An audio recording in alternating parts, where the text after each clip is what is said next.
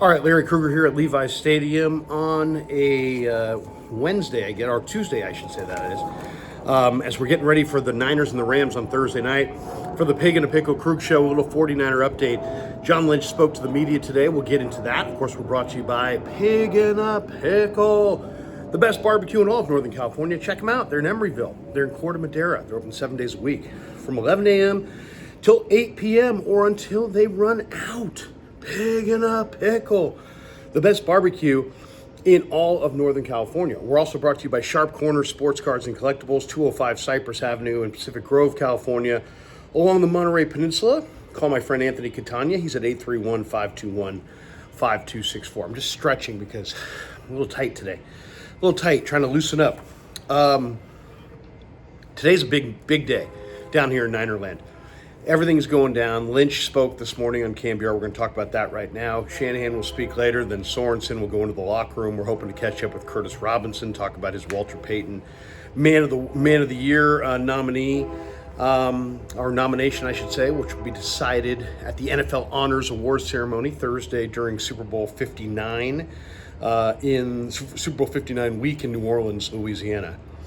In a TV show that will be on Fox and the NFL Network. And good luck to Curtis. Hopefully he will become the Walter Payton Man of the Year award winner and represent the Niners well. Let's talk, though, about John Lynch. John Lynch went on with Murph and Marcus today on KMBR. He talked about a bunch of different things. They started off by saying, hey, John, did you like the response? You said, hey, when you get your ass kicked twice, you got to respond. And John came out, they joked about it a little bit. And then John said, hey, I loved our response. And he basically just said, hey, we were sharp and we were aggressive. And they were. They were sharp and aggressive the other day against the Bears. And that's what they're going to need Thursday night. They're going to have to be extra sharp and extra aggressive because the Rams are rolling. And we'll talk more about them in a bit.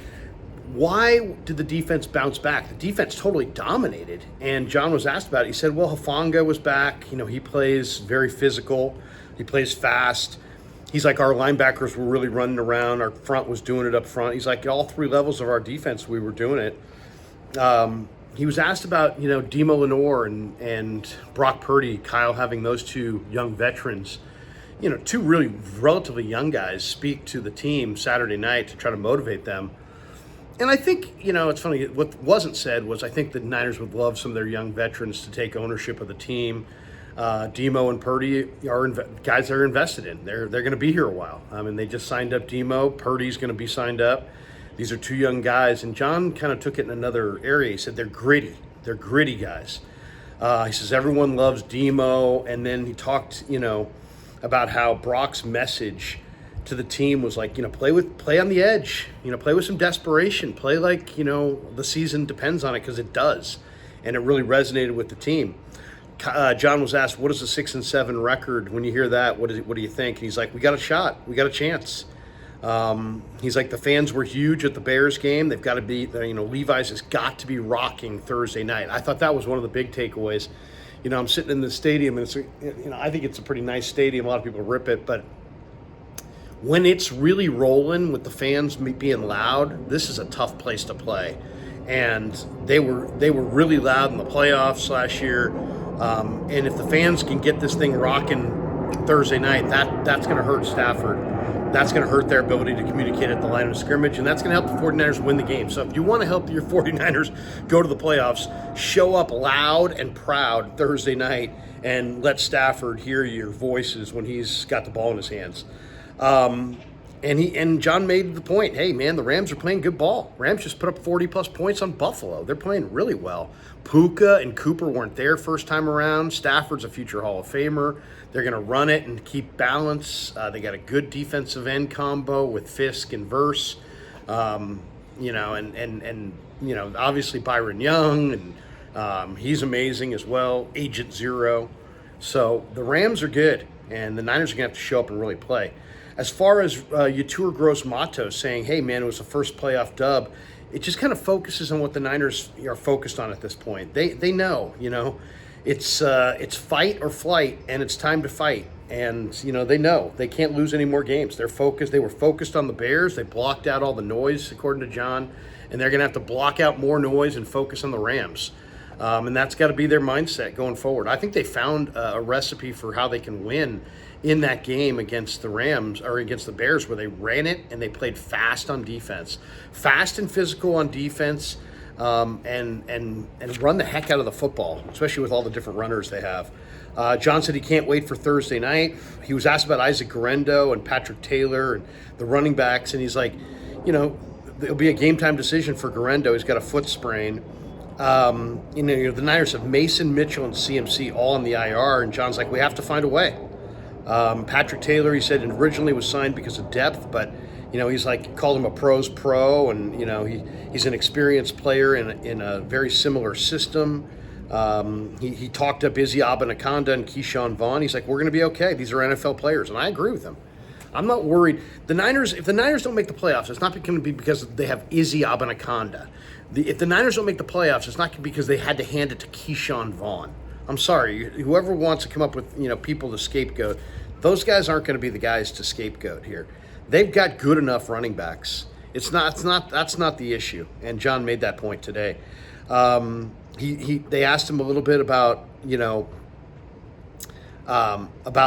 Brock Purdy's contract, and he's like, we don't talk money, and he shut that down.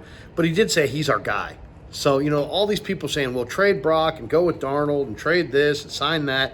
They're not doing that. They're going with Brock Purdy. So, like it, love it, wrap your arms around it. That's what's going down. That's the story. Everything else is just fluff and noise and clicks and whatever. As far as safety, he said, man, we got good depth there. He likes Tayshaun Gibson waiting in the wings if need be. He was asked about Dre Greenlaw. He said they don't want to rush him back. He may not be there Thursday night. It may be Miami. He was asked about Kittle getting to 500 catches and 7,000 yards, and he said that he really felt like Kittle looks really, really fast. And I agree, which is feature Kittle. How about that? Kittle looks fast. Kittle looks fresh. Kittle's maybe a future Hall of Famer. Kittle has got 40 less receptions than Travis Kelce. Feature Kittle. All right. And then he was asked about Jauan Jennings, and I thought that was the highlight of the whole interview. He's like, I love everything he stands for. The way he competes, the way he blocks, the way he runs routes. He goes, I absolutely love the way he plays. He's a good person. He's got an exuberance for life. He embodies what we want in a 49er. Wow. I mean, that's some incredible stuff. We're going to talk about that tonight on Niners Nightly.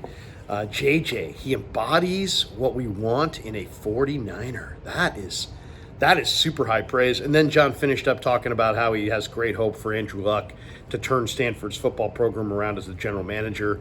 John doesn't obviously want to Stanford, wants to see Stanford's football program thrive. It's not exactly thriving. So good hit today on KMBR. Good stuff there.